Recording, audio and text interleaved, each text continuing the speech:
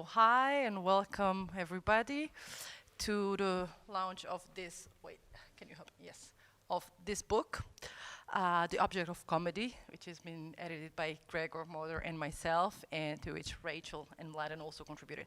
So this book actually has a very long story. It took quite a while to, you can hear me? I think it's not working, but I think it's not working.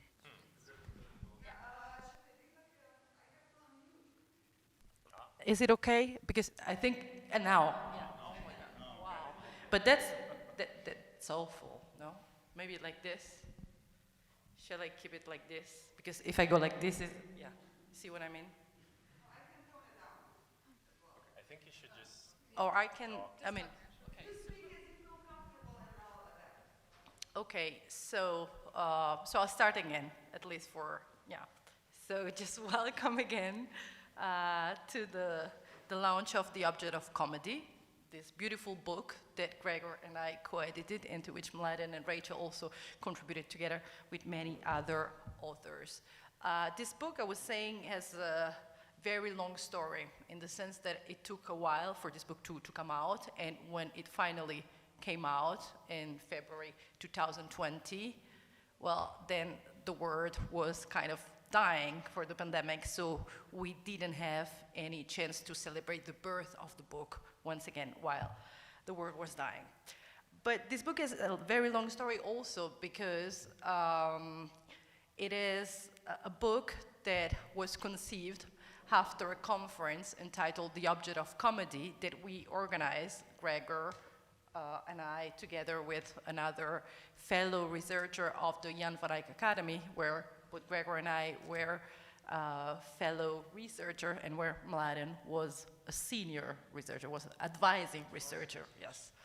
A highest position anyway, yeah. So at that time we organized this conference entitled The Object of Comedy, and it was in 2011. And I mean, the conference was, I guess it was just, it came out. Success. It was a huge success, yes. No, but what I meant is that the idea of the conference basically came out of, small talk conversation that we had. And I guess it was you coming to me and Louisa and suggesting the idea, why don't we do something about comedy? And to be honest, I didn't know Gregor at all, and I didn't necessarily trust him, but I mean, he was enough Hegelian to be trusted. And I also thought that the idea of doing something of comedy could be interested. Gregor suggested me to read Alenka Zupancic's book on comedy, The Odd One In, which I didn't know at that time. And that was a huge source of inspiration. First of all, I would say the idea that comedy is something which has its own logic, and one can investigate it and explore how comedy works, not necessarily what comedy is, but what it does. And also the idea of looking at comedy in Hegel, or looking at comedy through Hegel. That's what Alenka does, among many other things. So I said, why not? But I should admit that basically, everything I said was just to say that it was Gregor's idea originally. So it was your plan, and I kind of jump on it. So that's why now I leave the floor to say more about how you got the idea on which I jumped. Okay, thank you, Jamila. Yes, a lot of your story is false, so I'll have to correct you, even though most facts are absolutely correct. Like, for instance, it really did take place 10 years ago, but I think it was really more of a spark than me sort of inviting you to the project, or it was more of like a mutual interest. What I want to add to this story is simply that in 2011 we were this young postdocs, and the project I was sort of developing over the course of 2 years at this legendary institution called the Jan van Eyck Academy was called Torsion, Lacuna, and Contraction and Other Funny Things. And looking back at that project, I feel, what on earth was I thinking? This was such a bizarre project. Anyway, so comedy was a big thing for me also personally. This is what I wanted to add. 10 years ago, I used to be a show business person of sorts. I used to appear on television in short comic sketches. I wrote scripts for television, and I did even I did some theatrical comic pieces. Recently, I've changed my course completely. I've devoted myself to theory completely. So I guess I'm a failed clown in that respect. I'm a failed clown. That what describes me. Another thing I wanted to mention with regard to Jan van Eyck is that it's just a legendary institution that defines a lot of us here, and also some people in some of the contributors in the book. Jan van Eyck was experiencing really hard problems in 2011. It was the time when the right government, the conservative government, was openly cohorting, or what's the English term, with the extreme right. I don't know if you remember this guy, Geert Wilders, I think was his name. Anyway, a terrible guy. And the conservative slash extremist government imposed a series of austerity measures, which, you know, in response to the financial crisis from a couple of years before that. And it was clear that most of those measures were simply, you know, the crisis was just a pretext, more or less, to cut funding for critical voices, for culture, for anything that was not in line with the conservative government. And why I see that as something relevant? Well, it's because I see that happening, at least in this country, at least in Slovenia as well. So we've seen a series of events where the government, again, in cahoots with the right extremists, is using the health crisis as a pretext to cut funding for all sorts of critical voices, if you want, and in addition to, well, to simply, you know, use this pretext, this crisis, as some sort of smokescreen, you know, to hide their mischievous culture wars. So this is a little bit of the, you know, the dark context of this book. Another reason why this is important is that it somehow delayed the production of the book. I mean, the conference itself was a huge success, as Jamila nicely put. It was a huge success, and we immediately wanted to publish it with the Jan van Eyck Institution itself, which had its own printing press. But then the Academy was one of those institutions which had to sell its soul, basically, in order to survive. So this is why the book never got realized, and it had, you know, it went underground. Let's make it like a really, really dark history. It went underground. It stayed silent for many years, and then finally, at some point, we decided we signed a contract with Palgrave MacMillan with the series Performance Philosophy, and so finally here it is. With very different contributors, actually, from the original band, but some of them are nevertheless the same. So I'd also like to personally express my, well, pleasure at the fact that we four are sitting here and discussing this book finally. So I don't know, Jamila, did you want to talk also a little bit about how we divided the book in sections, or did you want to leave that boring part to me? No, I think I leave the boring part to you, or we spare the boring part to everybody and we just talk about our, I guess, I mean, I don't know if it makes sense to go through the whole book, but maybe a few words about what you will not find in the book. So it's, of course, I mean, it's not exhaustive, but this is not it. It's a book in which you will not probably find the definition of comedy. It was not about defining the essence of comedy. Rather, as I said, to look at how comedy operates, how it functions philosophically, psychoanalytically, in performances, on the screen. And at the same time, I mean, we'll look at comedy not specifically as a genre.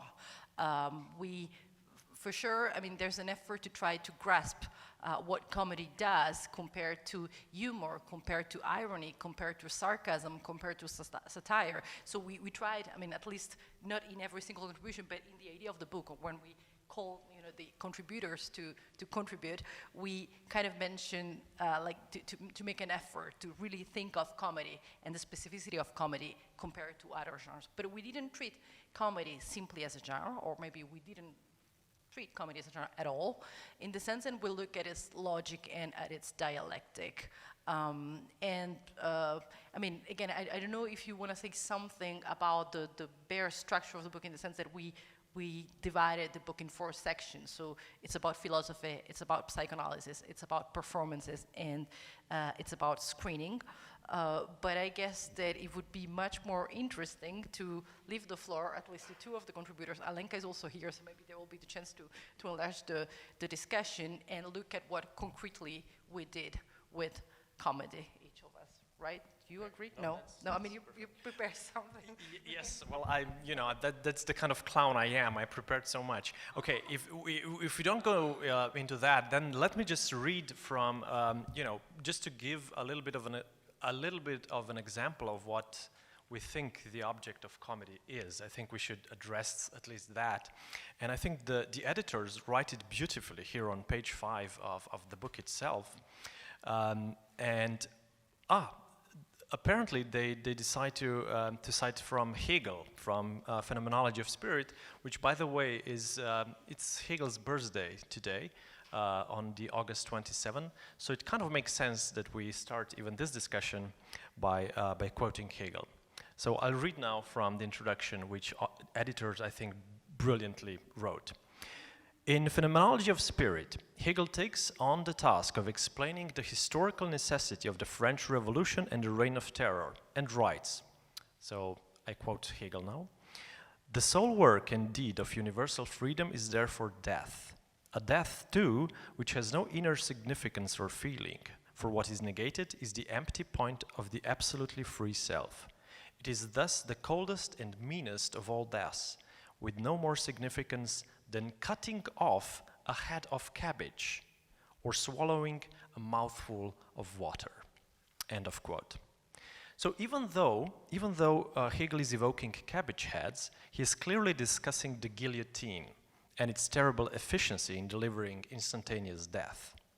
Hegel seems to understand this terrible device as a metaphor for, or better, as the very image that encapsulates the French Revolution as such. The guillotine and what it immediately stands for, the abrupt death and the absolute terror, is not understood as a necessary evil that accompanied the historical project of emancipation, as a kind of an unfortunate side effect of bringing about the idea of universal freedom, but precisely as its sole work and deed. So in a short formula, the editors write, we could say that the guillotine is the concrete work of the idea of universal freedom. If the image of monarchy is the image of Louis XIV in his majestic pose, identifying his own body with the body politic of the monarchy, then the image of universal freedom is the image of the guillotine, negating the empty point of the absolutely free will, quote unquote. What seems to be so interesting about the image of the guillotine is that it strikes us with an almost palpable sense that something is missing, that something essential is absent from the picture, something like the head. In fact, the guillotine is nothing but this absence of the head made palpable, this void made visible. And it is precisely the idea of the embodiment of the absence of the head that allows us to apprehend this image, as strange as it may appear at first glance, as structurally equivalent to the idea of the comic object. So, kind of a long quote from this beautiful introduction by the editors, but I think this was basically the point. So, how to make an object's absence palpable, visible. And this is why, in the end, we also went with Buster Keaton's head in a cannon from his brilliant comic film, The General.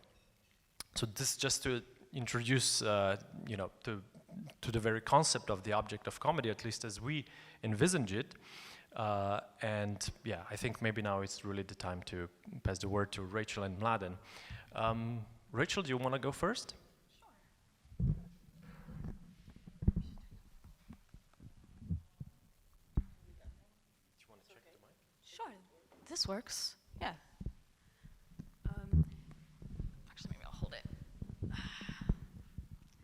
Yeah, actually, as you guys were talking about the origins of the object of comedy, I realized that my philosophical journey that led me to you guys and to this community here that's become so essential to my thinking and being, it also began at Jan van Eyck, but I'm a little bit younger than you guys, and I was there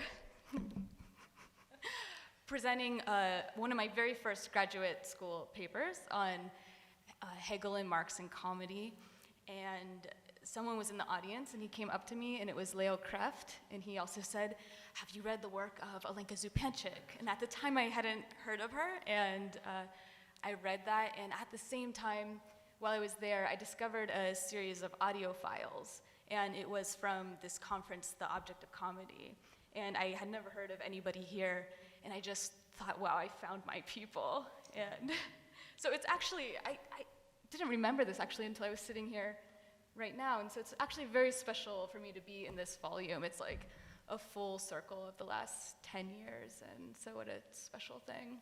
So thanks, guys. Maybe I'll just tell you a little bit about my chapter in this book and maybe some of its contemporary relevance that I see.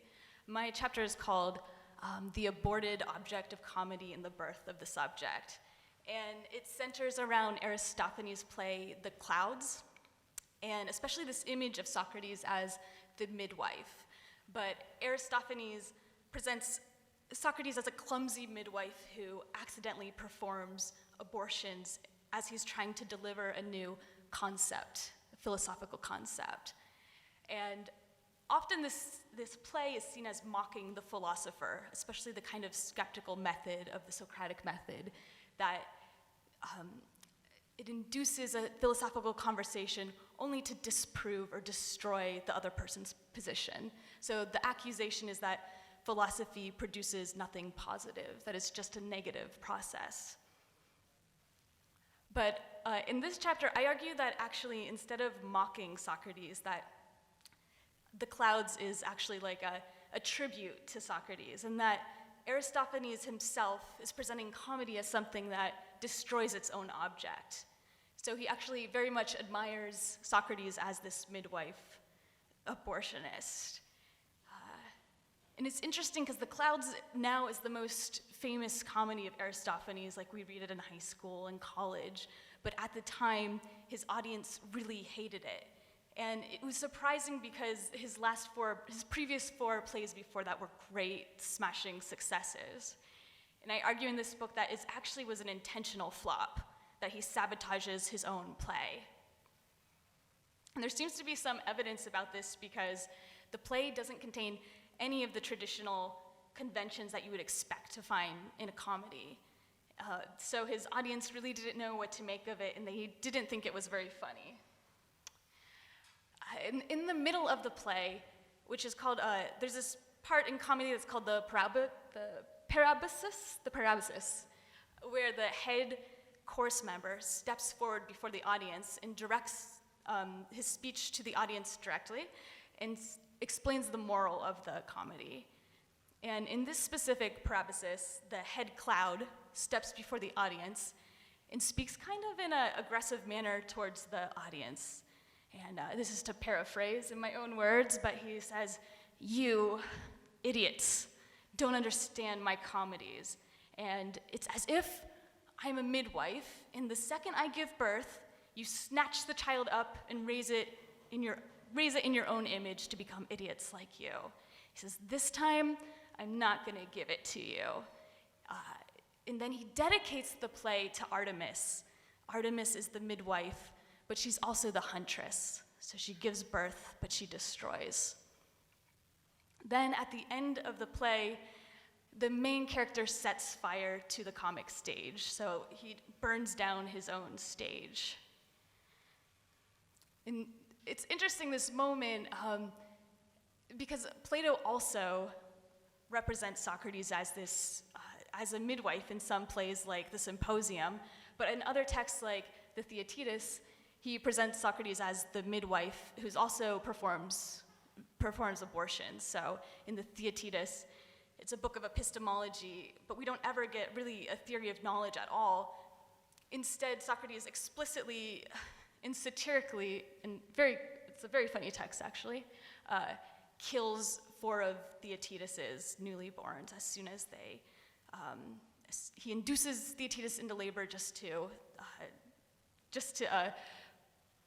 put the concept, to terminate the concept. So Hegel is particularly, okay, sorry to make a fast transition, but it is Hegel's birthday and we are in Ljubljana. Hegel likes this moment, he's particularly fascinated about this moment of where Socratic skepticism meets comedy in Aristophanes' comedy. And he brings the two together specifically in the image of the clouds. He says, ideals become a puff of air. In his description of the art of religion of the ancient Greeks, he goes through all the different forms of art and questions, what is the object of art? And then finally, at the very end, he asks, what is the object of comedy? And we learn that the object of comedy is nothing. It's a puff of air. And this image of the comic poet setting fire to his stage for Hegel represents the total collapse of an entire way of life. And so this is a really fascinating moment in the phenomenology of spirit because it's with this backdrop of the burning stage, something stirs in the darkness, in the ashes. Something stirs in like the destruction when there's nothing left. And he names this movement in the darkness self. So in the aborted object of art, in the collapse of an entire way of life, self touches itself in its own negativity. It tickles itself in the crack of its nothingness.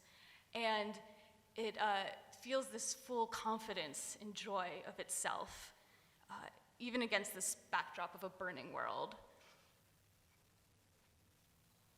And I think, when I think about what is the contemporary relevance of this like very cinematic, dramatic moment in Hegel, it just feels that so often we're facing this world that is itself collapsing under its own contradictions. And I think there's like a lot of pessimism in a lot of our political activism and a lot of our political movements because we think, well, can it actually affect change or are we fucked? Like, it seems like it's too late to save the world from the environmental crisis and that we're not going to act quick enough to change our fate. And you'd think like, it's almost as if like COVID was Tiresias and COVID said like, you better change your ways now, you're on a razor's edge between tragedy and, I don't know if it's comedy, but avoiding tragedy. And it seems like we've sometimes have missed that moment of being able to alter our fate. And I guess like the question is, even if the world is burning down and we are simultaneously mourning our past failures and confronting the impossibility of our political visions, how do we seize ourselves as self in this moment? And why is it still important to grasp ourselves as a collective self, even if we can't achieve what we want to achieve? So in a moment of pure negativity, how do we grasp ourselves as self and as a collectivity? And I think that makes really all the difference, is that kind of persistence in the nothingness where we seize ourselves by the negativity and yet persist. So, yeah, it's a little snapshot. Thank you so much, Rachel. Yeah, I just have a quick side comment. When you were, oh my God, I always talk too much. But when you were discussing this notion of, the failed comedy, I instantly reminded myself, a philosopher is perhaps nothing other than a failed comedian in some sense. All right, maybe not. Jamila, did you want to add something or introduce Mladen or? Yeah, no, I would just leave the floor to Mladen because I think it's, no, in the sense that, I guess Mladen, it's you to go and then we'll say something. Okay. Well, first of all, I would really like to thank Gregor and Jamila for editing this volume. It's a wonderful volume. I was there at that conference 10 years ago, the mythical place of origin, and I'm ever so happy that we are here and that this volume has actually been produced. And wherever I open it, it's a very strong volume. It really has wonderful contributions. I would like briefly to say two things, address two problems. And one is addressed in my paper, actually, this is the question, the enigmatic question of the parallax between comedy and tragedy, which is something which still puzzles me and seems to me enigmatic, why this is so and how come that we have been defined by this parallax. And the other thing I want to say is to briefly address the difference between the carnival and the comedy. So as to this parallax, I once had an Iranian student in the EGS some years ago who approached me and basically asked me whether I would want to supervise his PhD thesis. And I said, well, what is it on? And he said, well, it's on the problem why the European culture, the Western culture, has been so much defined by the duality of comedy and tragedy, whereas this duality is completely absent in Persian culture. And not only in Persian culture, but in Islam. And I was very puzzled by this, like that this doesn't exist. I mean, there are lots of funny stories in Persian culture, in Islam, etc. There are lots of stories, accounts of calamities, etc. But there is no structure of comedy and tragedy. I mean, funny stories and calamities don't make for tragedy and comedy. So obviously I kind of declined to be the supervisor because I immediately showed my complete incompetence, but not even knowing that the problem exists. So that this is indeed so. That is very special to our culture, this duality of comedy and tragedy. And I will quote the thing that I quote also in the paper, which is, okay, it's a fictional thing. It's from Borges and from a story called Averroes' Search. And Averroes was a great Arab philosopher of 12th century who was one of the most prolific commentators of Aristotle. And at some point, and this is in Borges, okay, Averroes sort of, here's the passage, thinks about this. The night before, two doubtful words had halted him at the very portals of Aristotle's Poetics. Those words were tragedy and comedy. He had come across them years earlier in the third book of the Rhetoric. No one in all of Islam could hazard a guess as to their meaning. I love this. Nobody in the whole of Islam can't have an idea what the hell these two words mean. Yet the two arcane words were everywhere in the text of the Poetics. It was impossible to avoid them.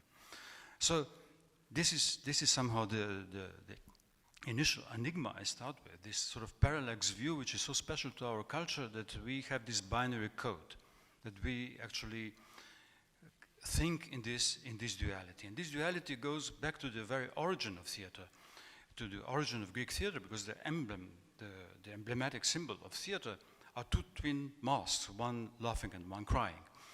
And if you ever were in Greece in the museums and the archaeological sites, I mean, there are masses of these twin masks. There are masses of them. I mean, this is not like some singular thing. These were massively present throughout in the 5th century, 4th century BC as the symbol of the theater. Why just two masks? So why just two attitudes, two opposite takes, two perspectives? What about the multifaceted, infinite diversity of human experience? How come there are only two? How come we have only tragedy and comedy? And of course, the subsequent development of theater, in particular modern theater, invented loads of things in between, multiplicity of shades, but no 50 shades will save us from the fact that at the bottom we have this double perspective, this parallax view. And one very wonderful way to approach it is actually goes back to the Greek times. This is the opposition between Democritus and Heraclitus, because those two philosophers, the pre-Socratic philosophers, were opposed already in the ancient times as a sort of the opposite of each other.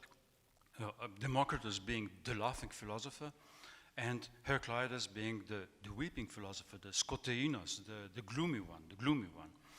And this was presented like a didactical duo, like they look at the same misery of human existence. And this makes one laugh, scoffing, whatever, the scoffing laughter, the Derritian laughter, the scoffing laughter, and this makes the other one cry.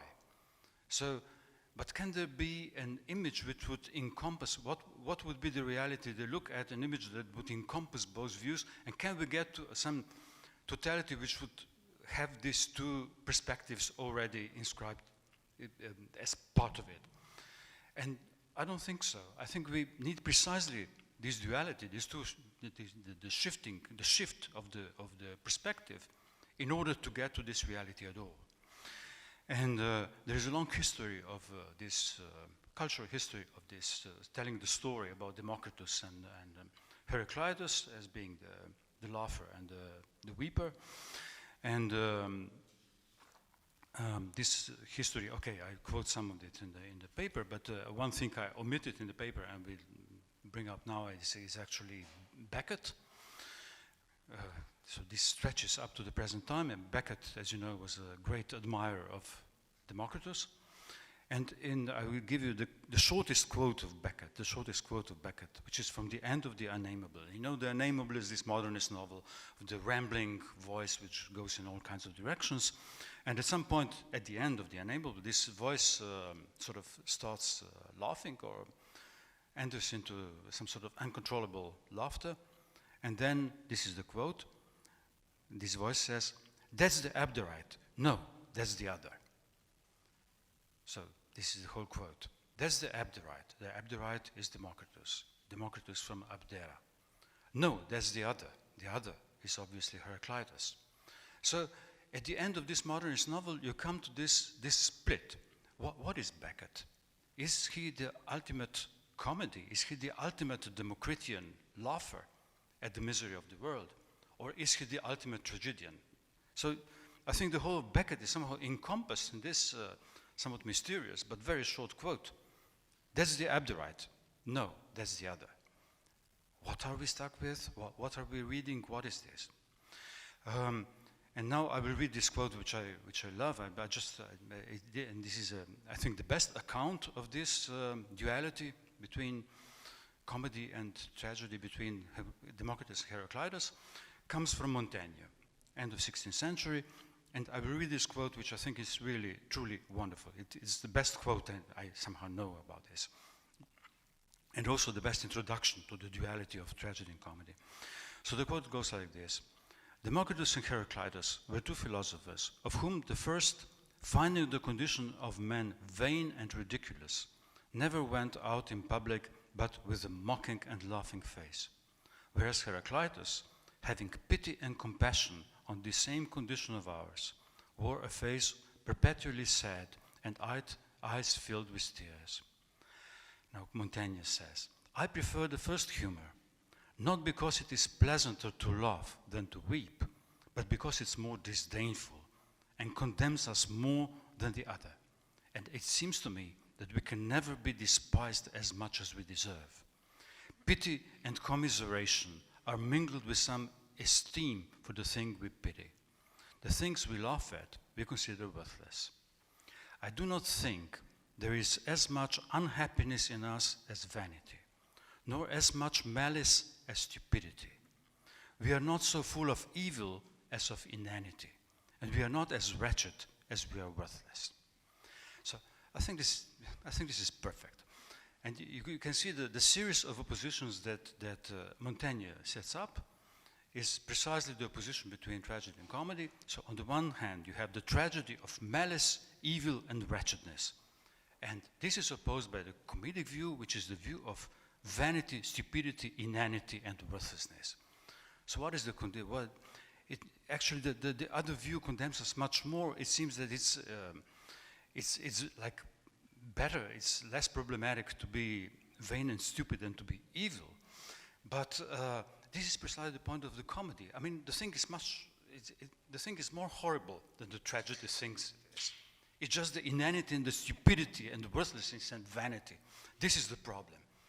And this is the superficiality of comedy, which goes deeper than the tragedy which is trying to present the world of terror and pity. And you know, the terror and pity are the two words with which Aristotle defines tragedy in the Poetics. Okay, I will leave out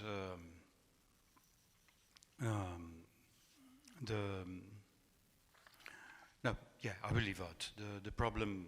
I mean, this can be also shown at the very end of the symposium. You know, there are only 3 people who are still awake.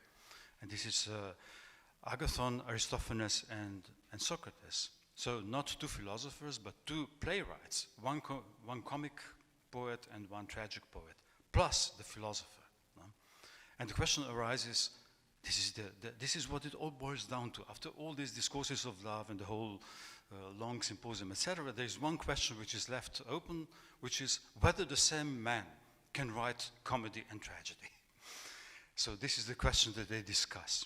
And I think that the position of the philosopher is precisely that, Socrates somehow argues for that that one man should be able to take both perspectives, but actually one can push Plato to somehow to be saying that what is the real object of this is the gap between the two. The philosophical object is precisely the parallax, the gap between the two. It's not like the philosophy can encompass both perspectives in the higher totality. It's not that. It's only from the position of the parallax, of the gap between the two, that we can get access to totality. Okay, so much about this, and I just briefly will address this other subject, which I don't write about in the paper, but which is something which troubles me, which is the difference between the carnivalesque culture and comedy. I mean, there is a long tradition of carnival, and carnival actually goes back to the very origin of comedy, and in the beginning it seemed to be part of comedy. And if you look at Aristophanes, and Rachel has written beautifully on the clouds, but if I mention very quickly the beginning of The Frogs, another comedy by Aristophanes, you can see that there's Dionysus and Xanthias who come on stage, and Xanthias say, "Shall I tell a joke? I mean, to make audience laugh." And Dionysus said no, but he insists somehow, we should make a joke in the beginning to make audience laugh, and in the end, he says, "Well, I'm carrying this heavy burden, and I can't help but I will fart." So it all starts with a farting joke. So it starts as a carnival. No? Against all this elevation and arrogance of high ideas, okay, you have the lowest bodily functions, and comedy seems to make use of them in order to counteract the high culture of ideas and the ideality, etc. So the body, the farting body versus Platonic ideas, let's say. But this is carnival. I mean, this is not properly comedy. This is carnival, if you dwell on this opposition. And carnival has a long and very venerable tradition, and throughout the Middle Ages to the Renaissance. And I can only mention Geoffrey Chaucer. You know how things happen there. The jokes, the very trivial and vulgar jokes. He pokes at the monks, the friars, the church people. And the same in Rabelais, in Gargantua and Pantagruel, the bantering, the drinking, the farting, having sex, exorbitant eating, the feast. All this, the topsy-turvy world of the carnival, which opposes the lofty ideas. And all this is a sort of subversion of this official framework of Christianity, which was reigning then. And one actually wonders how the hell those works could be published at all, you know. They're so transgressive, subversive in their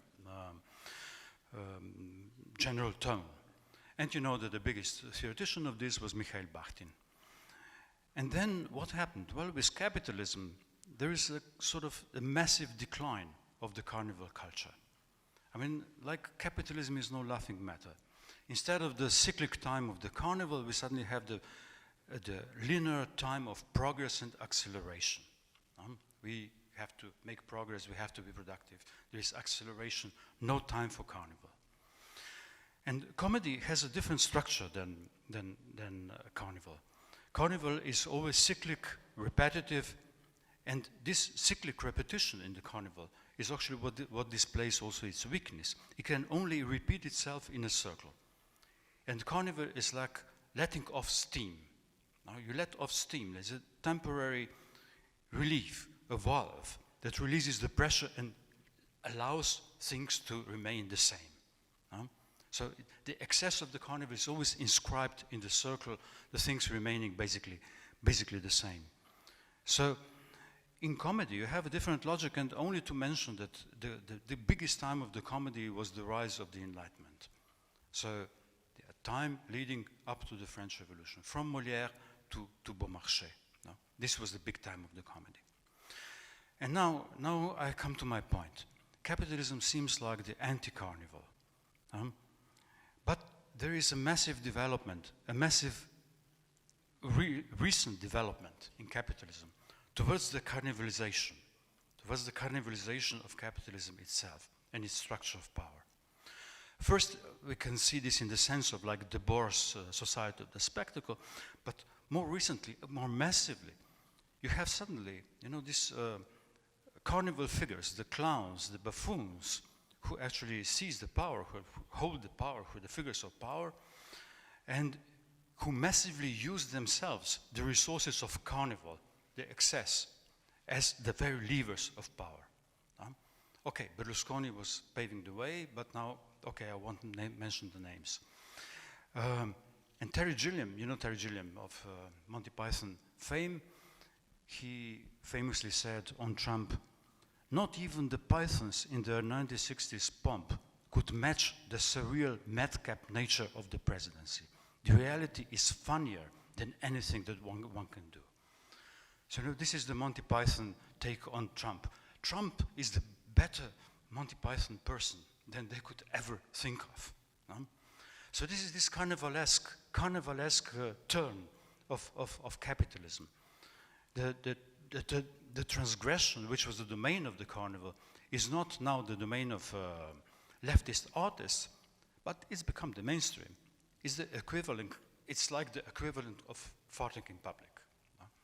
So people in power are practicing transgression. They're constantly practicing transgression. So what is the essential role of the comedy today? I'm coming finally to my point. It's to counteract the general tendency to carnival in power by comedy.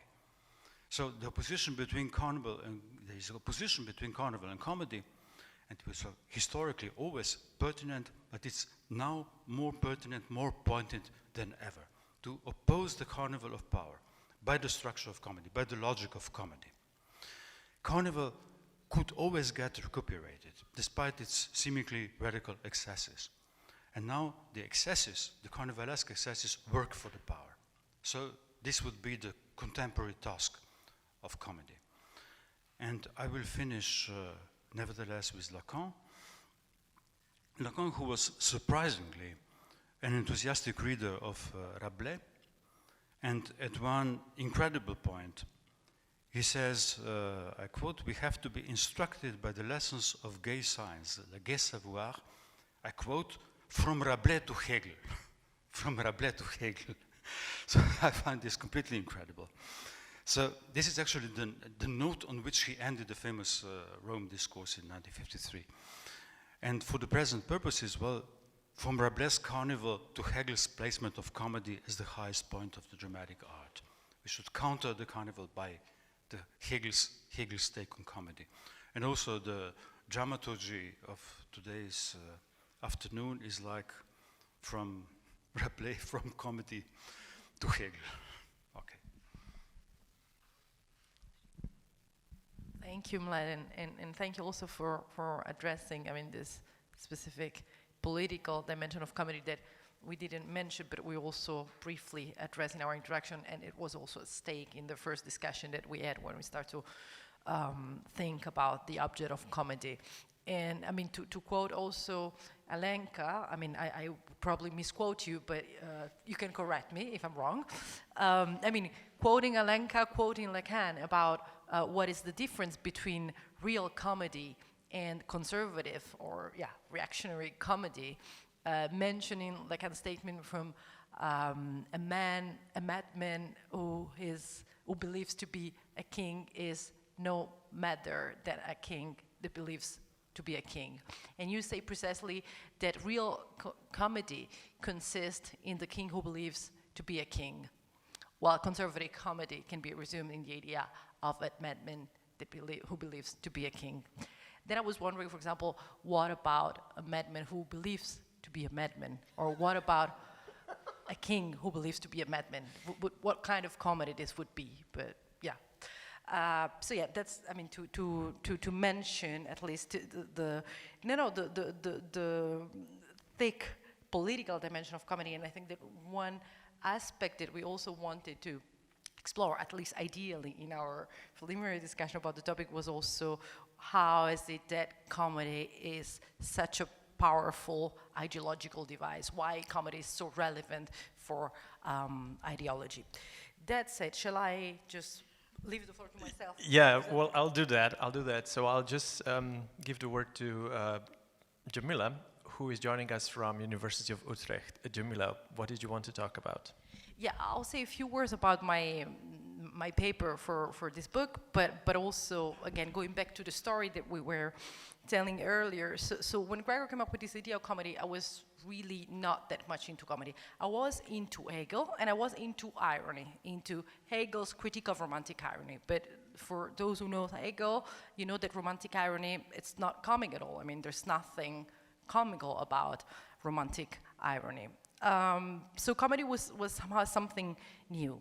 And I started to look at how Hegel defines comedy as a genre, especially in the aesthetics, in order to project his understanding of comedy, or this dialectic of comedy, onto the phenomenology of spirit. That clearly is. I think it's quite self-evident why the phenomenology of spirit, it can be read as a comedy of errors. I mean, the story of consciousness through this bumpy road that, I mean, tries hard, but always or often fails, that tries again, that repeat, and through trial and errors, finally, per aspera ad astra, get at something. But Hegel, indeed, it's very, it's very precise in defining the specificity of comedy. And in the aesthetics, where he addressed comedy as a genre, not only put comedy in a more valuable, in a highest position than tragedy, but he also tried to say what comedy is compared to other genres. For example, why comedy should not be confused with the laughable. Hegel says that we laugh at many things, at the most trivial things, but when it comes to comedy, we need a deeper something. There's some sort of higher depth of comedy that does not belong to the trivialities of what people laugh at. And so I started to think of what is, could consist this alleged greater depth of comedy. And looking at the many definitions or many depictions of comedy that Hegel provides, both in the aesthetics and in phenomenology, to put it bluntly, I would say that for Hegel, what happens with comedy is that even if everything goes wrong and things get undone, the subject, for some reason, maintain itself self-assured, looking at this vanishing of everything. So if the tragic hero could say Franger non-flector, so the tragic hero is the one that breaks but doesn't how would you say in English? Flect, bend, yeah. So the tragic hero is the one who breaks but doesn't bend. The comical hero has a certain plasticity. The comical hero is the one who flector no franga, so blend but doesn't break. It stays somehow, it stays. But this doesn't mean that the comical hero, that for the comical hero everything is fine. The comical hero is the one who, being sure of himself, can cope with the frustration of its achievements. Or the comical hero seems to be able to bear the unbearable gravity of being and failing. If we look at the phenomenology of spirit, so not only I try to read the phenomenology of spirit as a comedy of errors, but I also try to look at the comedy of the phenomenological consciousness as the comedy of a partisan consciousness, of a political partisan consciousness. Again, for the same reason, what politics or radical politics or political engagement is all about. It is about trial and errors. It is about a sort of obstinate repetition, persistence, but it's also about attachment. And this is why I found particularly interesting the fact that the comicality of phenomenology actually resides in this very quintessential movement of the consciousness, which is experience, the Erfahrung. And the Erfahrung for Hegel is not just about the experience that consciousness makes of itself. It's really about the object as well. Experience does not only change the subject, I mean the consciousness, it also changes the object. So experience speaks of this strong connection, this strong commitment, this strong attachment between the subject and the subject matter and the object, the thing itself. So one could think that comedy is not just some sort of positive narrative of the fact that even if everything goes wrong, the comical subject stays and remains self-assured, as Hegel says. By speaking of the self-assurance in which the comical subject remains in spite of everything, actually Hegel is emphasizing something else, which is there, I mean, which is not behind, but which is clearly there, which is this sort of attachment, this connection, this commitment to the thing itself that the comical subject shows through its obstinate persistence and perseverance. And so again, it was kind of easy or immediate for me to look at this clumsy experience of consciousness and establishes a rapprochement with the sort of clumsy, yes, sadly, clumsy experience of political partisanship today, I mean radical partisanship. Basically, can we think of the phenomenological consciousness as the communist consciousness? Can we think one through the other? And what could Hegel's understanding of comedy tell us about this comical aspect that comes with a strong attachment that the comical subject, the partisan consciousness, and the phenomenological consciousness maintain with the things itself. And Alenka insists a lot on negativity as being sort of key features of comedy.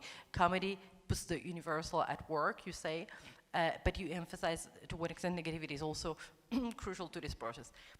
I try to look at comedy besides negativity from the perspective of substantiality. And again, maybe contrasting the vanity of the romantic ironist, who is the one for whom the subjective is everything, so its own subjectivity, the subjectivity of the beautiful souls of the tragic heroes is everything.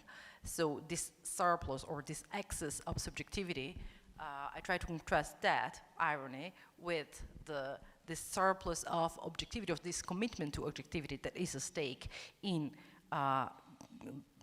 comedy, but also in political partisanship. And so I try to show that the very savoir-faire of the comical consciousness is actually its savoir-faire. And in this savoir-faire, there's no illusion, I mean, that failing is actually success. I mean, there's no easy, the comical consciousness, the partisan consciousness and the natural consciousness are not easily mistaken about it. They know that failure is failure, as Bob Dylan would say, that failure is no success at all, but still keep going, still keep failing, and to that extent, they show and prove the strong commitment to the substantiality of the word, of the course of the word, of the thing itself, which is there. So it's not really comical in the sense that or indeed it's not really laughable, as Hegel would say, but indeed the laughable is not comedy for him. And I think I'll leave it there. It was my All right, thank you very much, Jamila. So I'll just announce myself, I suppose. Well, And yeah, and now I'll leave it to Gregor.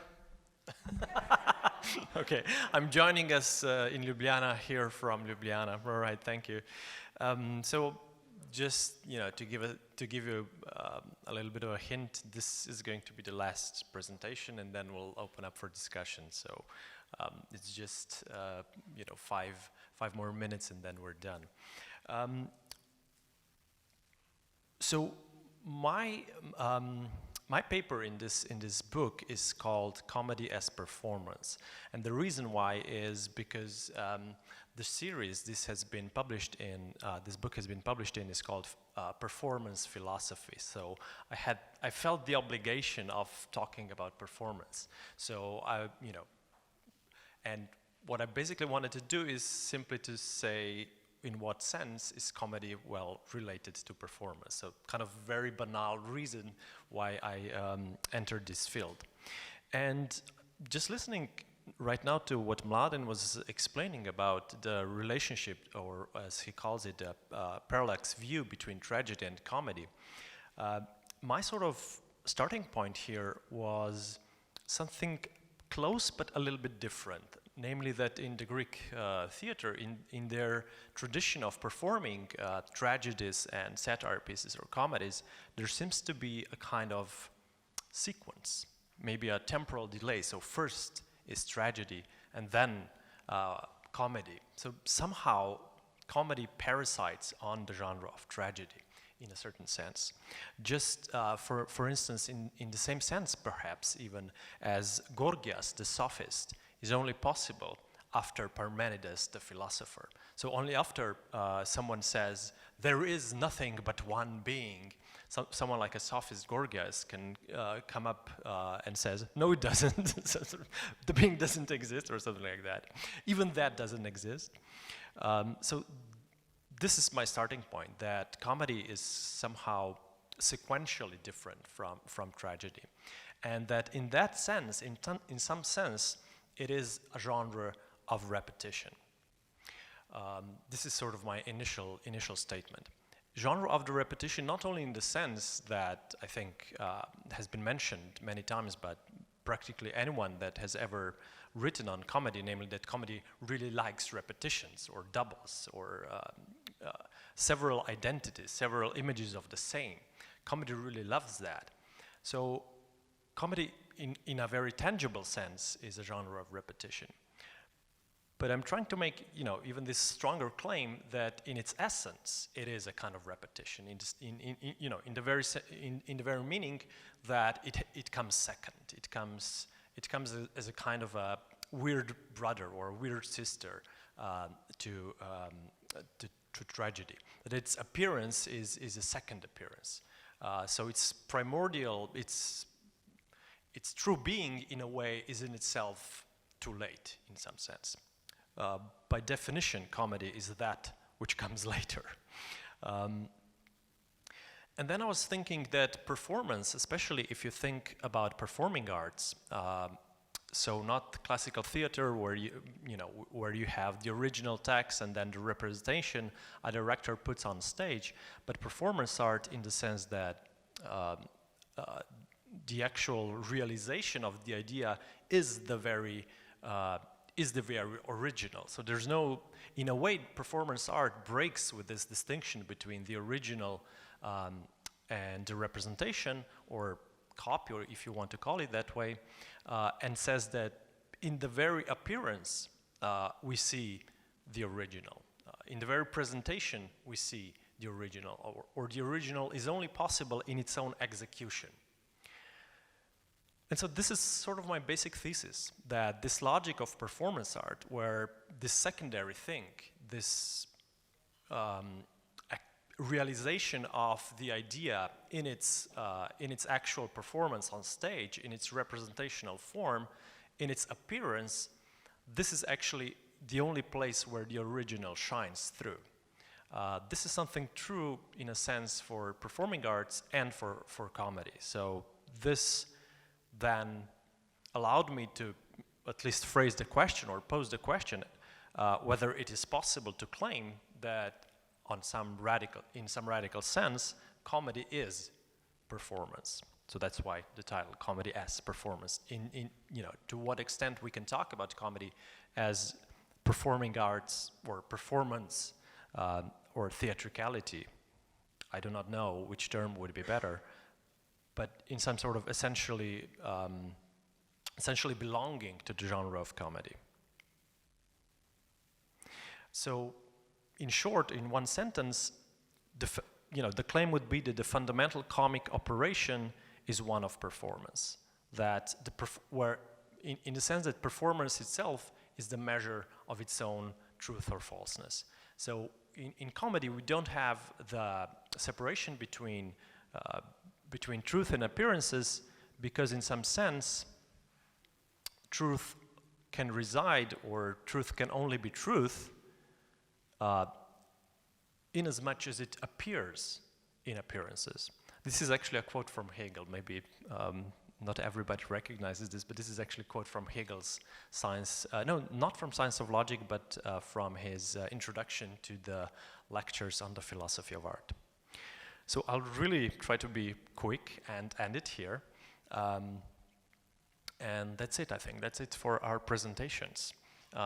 That's it about our volume. And I was thinking we still have some time. We wanted to end in 20 minutes. So I think we should open up for questions. Right, Jamila, do you agree? Yeah, but I was also thinking, since Alenka is here, and I mean, you don't want to say anything? No? And you've been also solicited by myself, for example, but others, I don't mention. And of course, if there are, yeah, okay.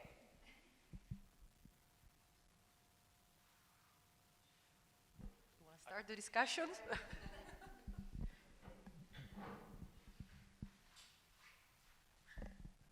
Yeah, thank you. I'm also really happy about this book, its appearance and its existence.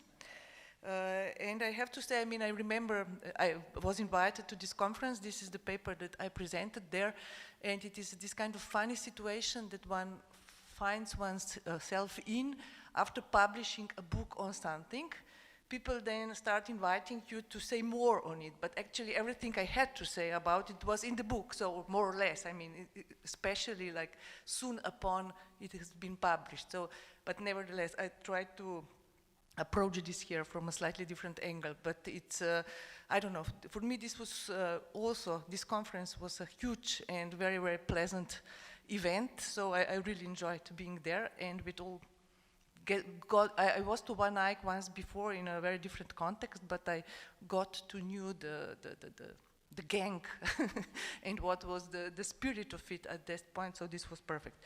So perhaps, I don't know, I mean, in reply to the question that Camilla, you asked, what would one think of a king who would believe that he is a madman? I think this is the definition of sanity. I mean, this is what, if one is healthy, mentally healthy, this is what one thinks, you know, that being a king, I mean, I guess this is, I mean, it's a different structure, because obviously the whole opposition here is predicated on this idea that to be a king is a symbolic mandate. It's not something that you intrinsically are.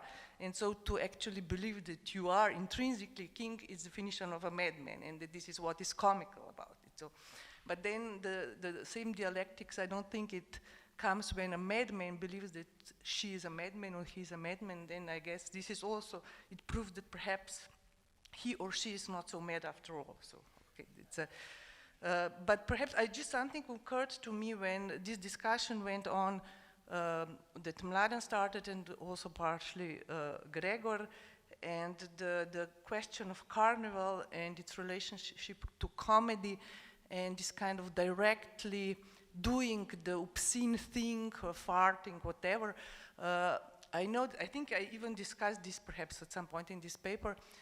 You know, there is this legend, it's allegedly true, that the origin of comedy were these processions in ancient Greece, when they would carry around a huge sculpture or figure of a phallus, like this erected organ, and then this is how it's described in Aristotle, I guess, and they will sing songs full of innuendo.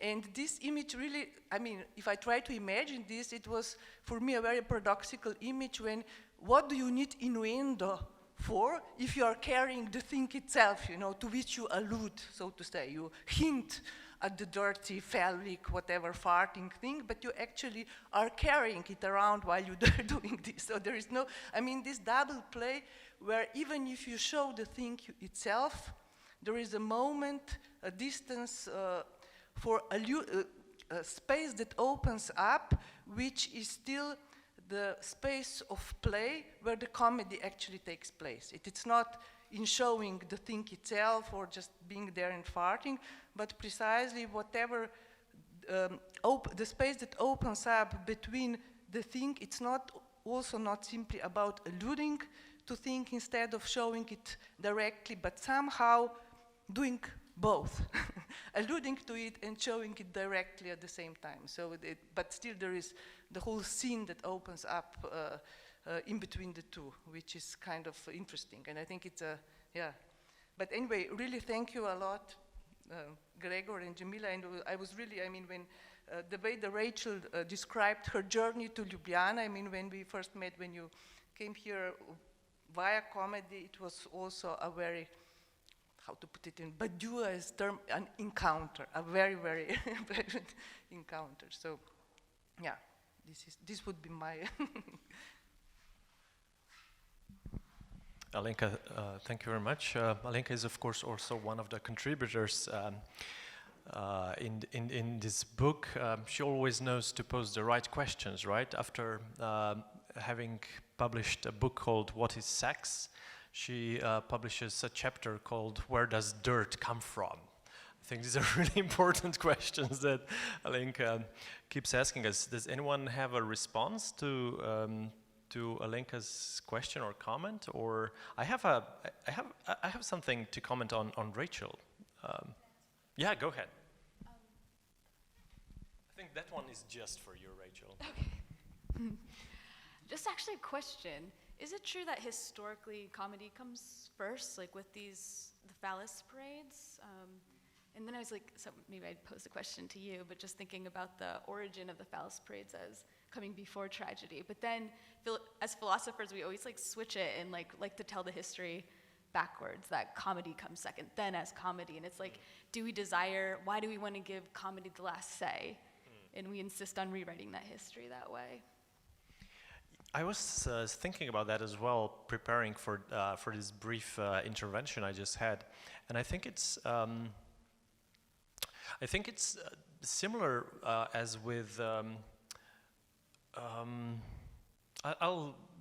It's the right question, absolutely, and I'm reminded of how in French they call actors simply comedians. There is some logic to it that whenever you start talking about something theatrical, you already think about comedy. Even in terms like, in an argument, you would say, oh, you are being so melodramatic, or you are being so theatrical. You actually, what you want to say is you are being a comic figure, you're being laughable. So in a way, I agree actually with that in some sense, comedy is primal, is primordial. But I'd argue that precisely in the sense that comedy as such, perhaps, I mean, I'm not sure if this much can be claimed, but comedy could be, just a kind of pars pro toto, or a kind of synecdoche for theatricality as such. Just like the French simply say, oh, a comedian is coming to town. What are they putting on? Is it a comedy or is it a tragedy? So in a sense, comedy can stand for theatricality as such. And I also have an answer to that, but I won't. It has something to do with Derrida, but I will not go into that. My question to you, I'll just pose my question back to you, Rachel. Comedy and catastrophe. I mean, this is something you kind of inexplicitly evoked today. Remember the question of burning world, burning the stage, burning world, and kind of our take on it. I mean, are we in a position where comedy is possible in some sense? I mean, in some long-term sense, not only because of the health crisis and so on, but also we know that our world, in a sense, I don't want to be overly dramatical, but it's kind of dying. We kind of have this sense of, you know,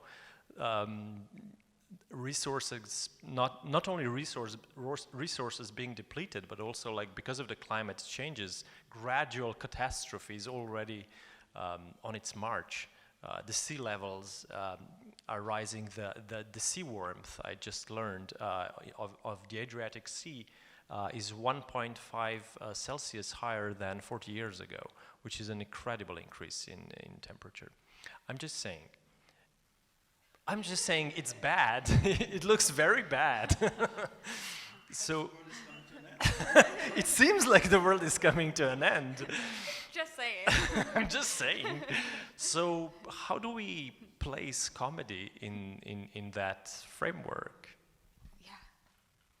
Wait, I want to return to something you said before about the theatricality. And I think, like, we think of comedy as coming second because it's theatricality grasping itself as such and coming into that self-relation. So we think of it that as the higher moment of tragedy when it can finally grasp its own theatricality. Exactly. And that's why we make it second. And maybe that has something to do with this question too. Like, Jamila and I both highlight this moment in the phenomenology of spirit where the self emerges confidently in catastrophe and the collapse of an entire way of existence. And the kind of model of reactionary comedy would say, well, the comic subject survives or persists despite the tragedy and despite its own shortcomings and failures. But I think that what Hegel is highlighting here, and I'm curious if you would agree, is that it's not despite it, but it's only in the collapse of an entire way of life that the self can seize itself, can understand itself or grasp itself as self.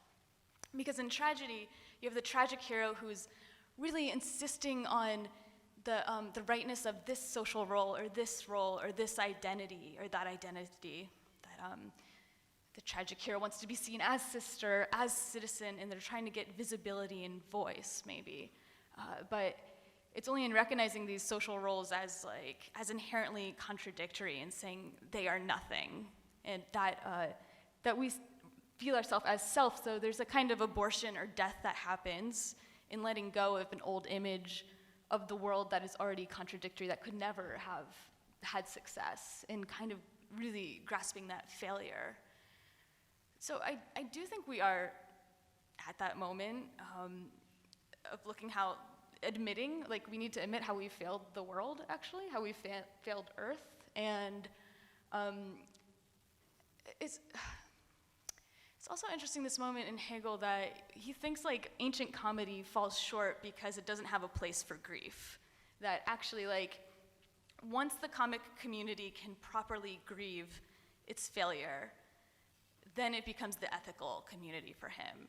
So I kind of think we're at that point where we need to grieve, or it's an invitation of, catastrophe is an invitation to grieve our loss and our failure, both looking backwards and forward, but also to seize ourselves differently with that confidence in that, it's a new kind of power that we have in the comic subject, in the comic touch, self-touch or something.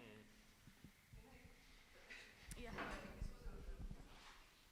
I just got an idea about this question, whether when the end of the world is approaching, can we have comedy or not? I think of course, yes, and I think, for me, one of the best differences between, best examples of the difference between comic spirit and, let's say, tragic or ironic spirit is this, I use it in the book, this famous distinction between, you have, on the one hand, this tragic, ironic play when, you have the inscription, God is dead, Nietzsche, and then below, Nietzsche is dead, God. This is funny, but it's like, who is being the smartass? And obviously, it's always, you look at the death of whatever from the outside, and you are smarter than whatever, or you regret it, or you lament it, or whatever. But for me, the true comic line on this sentence, God is dead, is the one that says, God is dead, but I'm not feeling too good either. And I think we should repeat this in the times of like saying the world is coming to an end and I'm not feeling too good either. So, and just count us in. I mean, we are part of this disaster. We are not like observing it from the outside and then being sad or happy about it. We are in it, and this is the real comic spirit. I mean, this is the lesson of the comic spirit, I would say. All right, thank you again. Alenka, Mladen wants to comment? Yes. I have just two brief additions, comments or something. And first on the question whether tragedy comes first and comedy comes second, and you made this comment that it's like Parmenides coming first, and then you have Gorgias to poke fun at Parmenides.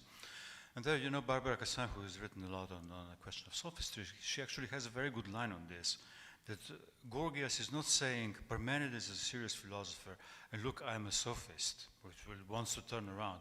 His argument is Parmenides is a sophist. No? He doesn't know what he's talking about. I mean, he doesn't want to take consequences of his own performative speech acts. So this is maybe the kind of term that one can use.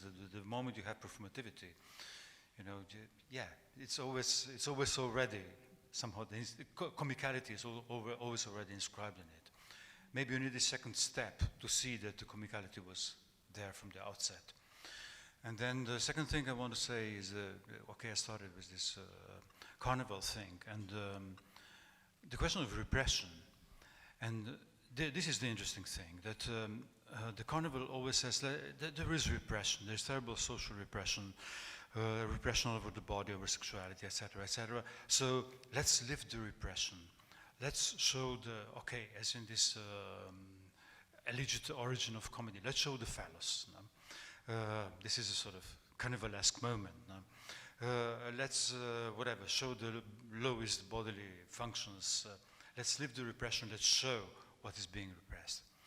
And there is the big problem, that by showing it, you actually keep the repression in place. This is the problematic thing. Now that you say, I lift the repression, I'm showing you what is actually being repressed. And this is the very act of repression. This is where the very act of repression gets repressed. And this is the logic. I think that comedy counteracts this kind of logic. It works with repression, but not by showing like the underside which has been repressed, and now we are sort of liberated. No, we are not liberated. We actually, by showing it, we actually keep the same circle going. And the third thing I want to say is that I just want to quote a line from Lubitsch, I mean, which I think is a great line. And he speaks about the question of comic relief. And you know, the tragedy always has a moment of comic relief. You know, you have the gravediggers scene in Hamlet just before the terrible ending. No? And he says about his film To Be or Not to Be, I wanted to make a comedy which wouldn't relieve anyone from anything. No? It's a comic relief without relief. No? The logic of carnival is to give relief to people who have been repressed, but this is a relief without relief. No relief from relief.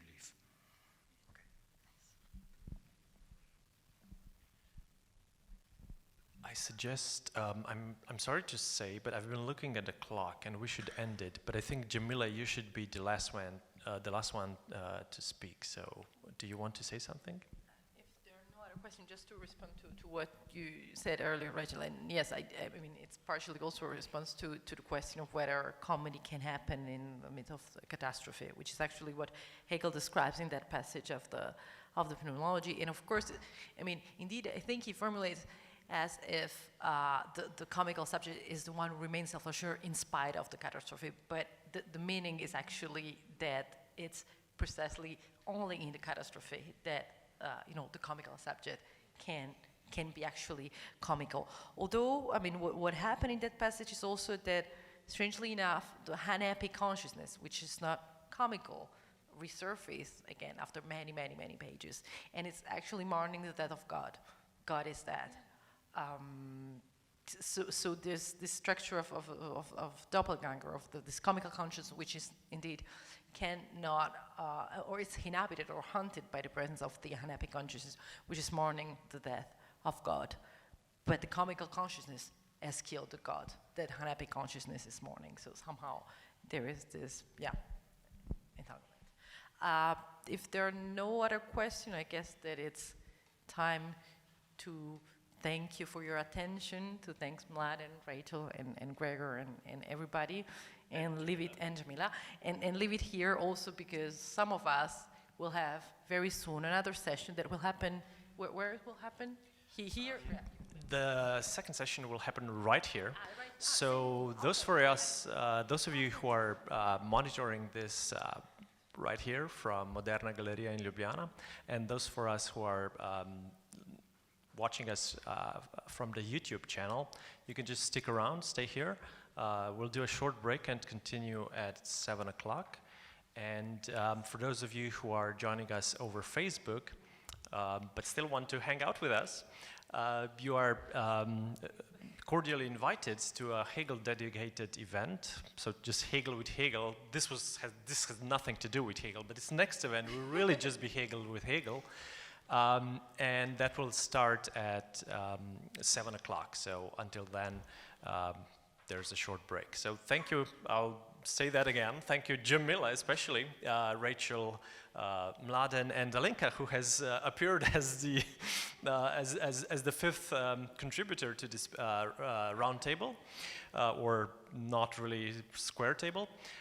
So yeah. The odd one in. The odd one in. She was the odd one in, exactly. She was the odd one in.